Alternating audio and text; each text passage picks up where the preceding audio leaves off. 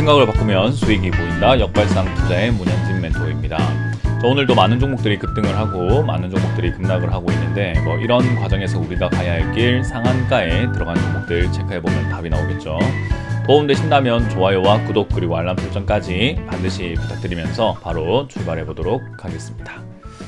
자, 일단 오늘 시장을 보기 앞서서 이번 주 강연이 있죠. 오늘 오후 8시에 여러분들과 무료 강연 준비했으니까요. 많은 분들 오셔가지고 또 이야기를 듣고 가시는 게 어떨까. 요즘 같은 시기에서 여러분들 포트폴리오 어떻게 조정을 해야 될지 그런 것들을 잘 모르시는 분들이 많더라고요. 그래서 가장 기초적인 내용들 강의해 드리도록 할 테니까요. 오셔가지고 많이 배워가시길 바라겠습니다.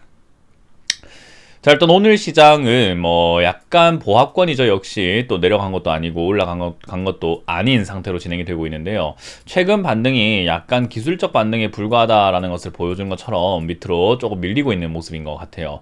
여기서 사실 위쪽으로 쭉 치고 올라갔었다면 올라가다가 내려가다가 올라간 거다라고 볼 수 있을 텐데 지금은 내려가다가 올라가다가 내려간 거다라고 생각이 드는 약간은 하락에 가까운 느낌이 좀 들고 있죠.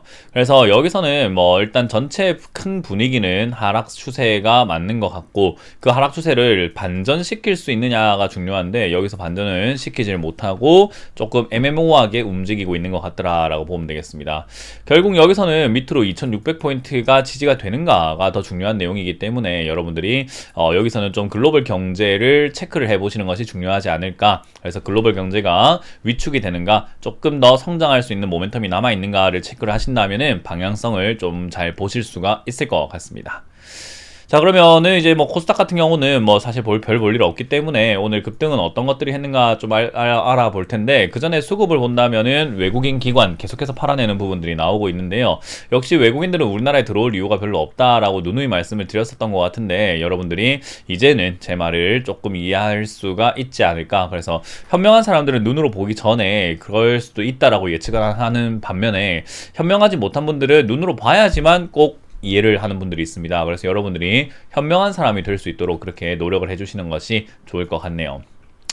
자, 일단 오늘 급등 나오고 있는 것은 음식료, 그러니까 식음료 업종들이 급등 나오고 있습니다. 한일, 사료, 사조, 동아, 원, 마니커까지 급등 나와 있고요. 그리고 10% 이상 올라오고 있는 기업들도 역시나 좀 그런 식품 관련주들이 조금 올라오고 있는 게 보이는 것 같아요. 아무래도 요즘에 식량 가격이 너무 올라가다 보니까 식량난에 대한 이야기 나오고 있거든요. 그래서 제가 누누이 말씀드렸지만 식량난, 그거 남의 이야기가 아니다. 바로 우리가 직면한 사태다라고 말씀을 드렸는데요. 그런 부분들이 역시나 계속해서 닭고기값 인상부터 해서 육류값 인상 이런 쪽으로 전가가 되는 것 같습니다. 과거에 말씀드렸지만 밀 가격, 옥수수 가격, 대두 가격 이런 것들이 올라가게 되면은 돼지, 소, 그리고 닭이 먹는 사료값도 올라가게 되고요. 그 사료값이 올라가니까 당연히 이제 양육하는 데 들어가는 비용이 좀 많이 나오겠죠. 그래서 닭을 키우거나 양돈하시는 분들 또는 목축하시는 분들이 전부 다 이제 비용이 많이 들어가니까 당연히 고기값을 인상할 수밖에 없는 상황이 나오게 되고 인상을 시키니까 결국은 어떻게 되죠? 우리 밥상 물가가 올라가게 되는 그런 일들이 나오게 됩니다. 그래서 사실 이 금리 인상과 인플레이션이 동시에 오게 되면 굉장히 괴로운 게 뭐냐면 월급은 그렇게까지 올라가지 않는데 나갈 돈이 많아지는 거죠. 무슨 말이냐? 월급은 그대로인데 우리가 내는 이자, 집을 사신 분들이라든지 대출 받으신 분들은 이자를 엄청나게 그냥 고정적으로 계속해서 많이 내게 될 것이고, 그리고 밥상 물가까지 올라가니까 우리가 먹고 사는 거 하루에 3끼를 안 먹더라도 2끼를 먹는다 하더라도 지금까지 나갔던 식품 먹는데, 그러니까 먹는데 들어간 생활 비용이 있는데요. 그거를 줄여낼 수가 없는 상황이 되는 거죠. 우리가 허리띠 졸라매면 돼 라고 하지만 같은 가격에 적은 양이 나오게 되는 겁니다. 그래서 이제 그런 부분들이 역시나 같은 양을 먹어야 된다면 가격이 점점 올라가게 될 것이고, 직장인분들도 역시나 밖에서 식사하시는데 밥값이 올라가게 되면 그거 다 부담이잖아요. 그런 것들이 하나 둘 쌓여서 우리가 소비가 위축되게 만드는 그런 영향도 있게 되고요. 그러다 보면 주식을 할 여유가 사라지게 되니까 주식을 매도하는 포인트로 바뀌어 나갈 수도 있다라는 거죠. 그래서 금리 인상과 인플레이션이 동시에 오면은 좋지 않은 영향을 증시에는 반영을 시킨다라고 보시면 되겠습니다. 자, 그런 과정에서 오늘 10% 이하로 빠지고 있는 기업들이 좀 보여지는데요. 10% 이하로는 사실 급등 나왔던 기업들 좀 빠지고 있는 것 같아요. 특히나 뭐 중국 관련주 이스타아시아 홀딩스 어디까지 날아갈 수 있는지는 모르겠으나 제가 약간 작전 냄새가 난다라고 말씀드렸는데 역시 하는 행동이 이렇게 상한가 갔다가 바로 그냥 쏟아내는 것 자체가 굉장히 양스럽다. 약간 좀 그런 느낌이 들죠. 이런 거를 우리가 속된 말로 양아치라고 표현을 하잖아요. 이런 기업들은 투자하지 않는 것이 가장 좋다라고 보시면 되겠죠. 들고 계시는 분들은 잘 정리하셨기를 바라고요. 일단 10% 이상 올라오고 있는 기업들 중에서 상한가 들어간 일동홀딩스부터 본다면 사실 일동홀딩스는 계속해서 상한가가 나온 기업이라 가지고 뭐 이렇다 할 만한 이야기가 없습니다. 근데 상한가만 나왔느냐라고 하면요, 그건 또 아니고 급등락을 계속해서 반복해 나가고 있다라고 보시면 돼요. 그럼 이 기업은 왜 급등이 나오나요? 라고 했을 때 코로나 치료제 모멘텀이 있다라고 보시면 되는데, 이제 코로나 치료제 모멘텀 때문에 주가가 급등과 급락을 반복하면서 이 말이 맞는 거야 저 말이 맞는 거야 하면서 올라가고 있는 부분이에요. 이런 거는 사실 도박에 가까워요. 왜냐하면 말 한마디, 그러니까 코로나 치료제를 만들 것이다, 그리고 그게 효과가 있다, 뭐 좋다, 먹는 코로나 치료제가 있다, 그런 말 한마디 때문에 급등을 했기 때문에 그게 맞는지 안 맞는지 사실 진위 여부도 확인하기가 힘들고, 그리고 실제로 코로나 치료제 제작이 좀 성공할지 안 할지는 미지수인 거거든요. 근데 미지수인데 급등한다고 따라 붙는다, 결국 도박이죠. 그래서 이런 거는 사실 예측 불가능한 범위이기 때문에 어떤 분들은 그래요. 일동홀딩스 어디까지 가는지 맞춰주세요 하시는 분들도 있을 텐데요. 불가능한 거예요. 이걸 맞춘다라고 하는 것 자체가 사기꾼일 수밖에 없는 거죠. 그래서 이거는 맞출 수가 없고 반드시 올라올 때 잘 대응하고 나올 수밖에 없는 부분이더라 라고 보면 좋겠습니다.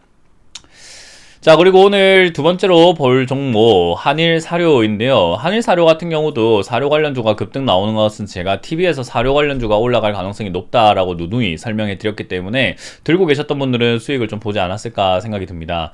뭐 사료 관련주가 어디까지 올라갈지는 저도 알 수가 없어요. 마찬가지로 이건 신고가 영역이기 때문에 어디까지 가는지는 알 수가 없는데 테마라는 것은 확실하겠죠. 그래서 이거는 상한가 풀리는 아마 내일이 고점이 되지 않을까라고 예측을 한번 해보게 되는데요. 조금은 내일이 고점이 될 수 있으니까 조심하자. 대신에 사료가 올라가면 연쇄적으로 올라갈 수 있는 기업들이 있다라고 말씀을 드렸죠. 지금은 그 수혜주로서 마니커 이런 것들이 뭐 좀 거론되고 있는 것 같고, 하림 이런 것들이 조금은 거론이 되어가지고 주가가 급등 나오고 있는데요. 사실 닭고기 쪽으로 가고 뭐 이렇게 간다 했을 때 그걸 가지고 가공하는 가공식품류 쪽으로도 넘어갈 수가 있는 거죠. 우리가 다들 알고 있는 농심, 오뚜기 뭐 이런 것들 있잖아요. 오리온이라든지요. 그런 쪽으로도 이렇게 수혜가 넘어갈 수 있어요. 돈이라고 하는 것은 한쪽이 급등 나오면 거기서 수익을 본 사람들이 또 다음 타겟을 도미노처럼 찾게 되거든요. 그래서 그런 부분에 있어가지고 마니커가 급등 나오는 것처럼 한일 사료만 보지 마시고 다른 대안주, 식품 관련주는 뭐가 있을까? 식품 관련주 중에서 돈을 잘 벌고 바닥에 있는 거 내가 좀 사봐야 되겠다라고 관점을 잡는 게 좋겠죠. 사조동화원도 마찬가지입니다. 이것도 위로 이렇게 쭉 치고 올라가고 있는 그런 부분이 나왔는데요.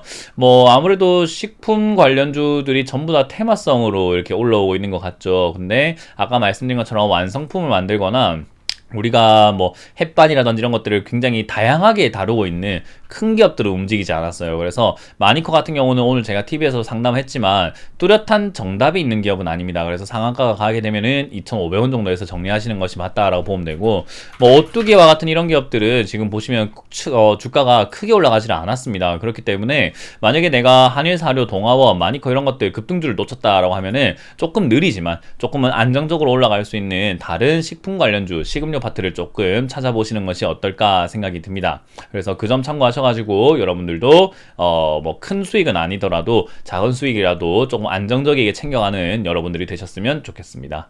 자, 이렇게 오늘 맞춰보도록 하고요. 지수는 계속해서 흔들리고 있고 아직까지 불안하기 때문에 여러분들께 뭐 뚜렷한 방향이 나오기 전까지는 뭘 해라 라고 말씀드리기가 힘들다는 점 참고해 주시면 좋을 것 같습니다. 아무쪼록 열심히 잘 아주 여유롭게 시장을 바라보면서 시간을 잘 보내시길 바라면서 마무리 짓겠습니다. 지금까지 역발상 투자의 문현진 멘토였습니다. 고맙습니다.